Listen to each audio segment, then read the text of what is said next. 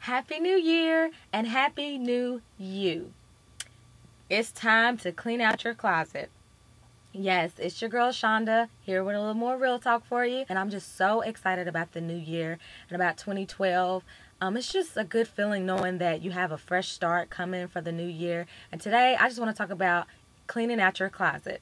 And you're probably wondering, what is all of that behind me? Well, I'm literally sitting in my closet. Like, my husband's clothes, my clothes, some of them are like sitting behind me. But, of course, I'm not going to stay here forever. But I have cleaned out my closet about 2 or 3 times just within this year itself. And you know what? The new year is a perfect time to clean out your closet of life. A lot of times when we think about cleaning out our closets, we think, okay, it's springtime, I need to put up all my winter clothes, and I need to make room for my spring clothes. So there's usually 2 reasons why we clean out our closets. One, usually because we've either outgrown the clothes, they may have outgrown us, or we just can't basically fit them anymore. The second reason is usually because we're trying to make room for the new stuff that's coming in. So the holidays just passed, you probably got some new gift cards or some new clothes, you got to go shopping, and so now it's time to put in the new stuff. But a lot of times we have to make room for the new stuff too. Well, the same is true with life. A lot of times, one of these 2 reasons are good enough reasons for us to clean out our closets so we can begin the new year with a fresh start. So let's deal with the first reason. First of all, sometimes you outgrow things, whether they're people, they're places, or even things you might outgrow. But at the end of the day, you have to know that that's okay. Sometimes people grow apart, sometimes friends change, sometimes relationships change, and sometimes you just need to move on. You need to release those things that are just like dead weight. Things that aren't adding value to your life and are like pulling you down. They're not positive. They're not inspiring you. It's just like literally dead weight because it's keeping you down and it's holding you down. A lot of times we do this with people, especially relationships. I know I've done it before. And sometimes we hold on to things and we feel like, they've been there for so long that we can't let them go. But it's in the past. Like, you have to get rid of those things so you can, make room for other things. And especially if they've outgrown you. If you know that you've outgrown a certain person or you two just don't click anymore, basically you don't fit together. So what do you do when you can't fit clothes? You can't try to squeeze them. You can try and squeeze, especially as females. We've all done that. We try to squeeze into our favorite pair of jeans or our favorite top, and we try to squeeze into them, but we don't always look as appealing sometimes when we do that. But the same is true with relationships. It starts to look a little not so great.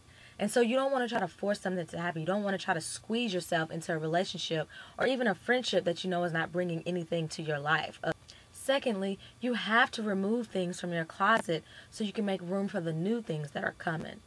Sometimes we hold on to things so tight and for so long that we block God's portal to bless us. That portal by which He can send things and send new blessings and new things from Him that He wants to bless us with. We can't allow Him to get through because we're blocking the portal. He wants to send you a new man or He wants to send you a new relationship, but you're hanging on so tight to that current one. How are you going to know if God's trying to send you something if you're holding on too tight?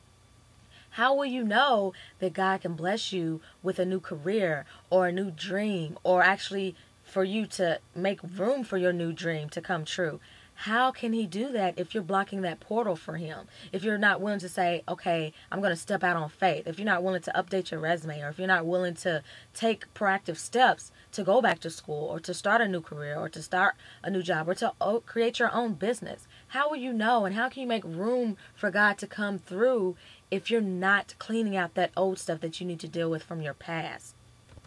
At the end of the day, we can't allow our comfort and us being so familiar with things that we become stagnant and that we miss out on what God is trying to do in our lives. So 3 quick things for the new year. 1, release the fear of the unknown and trust that God will send better your way and that He can and that He will. 2, find a way to remove negative people from your life, whether they're people, places, or even things. Find a way to shift them. Sometimes you have to learn how to love people from a distance. If that means less calls or deleting phone numbers or not seeing people as much, sometimes you have to do that, because if you keep letting them pull and tug on you, what are they really adding to your life? And then thirdly, clear out the old things, and be prepared for the newness that God has prepared for you. So don't forget to check out your girl, Shonda White. Follow me on Twitter at swhitethewriter.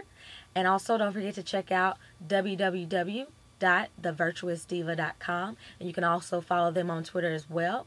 And I just want to wish you a happy new year, a happy new you. And don't forget, clean out that closet because you got some new things coming for the new year. Take care. Peace and love.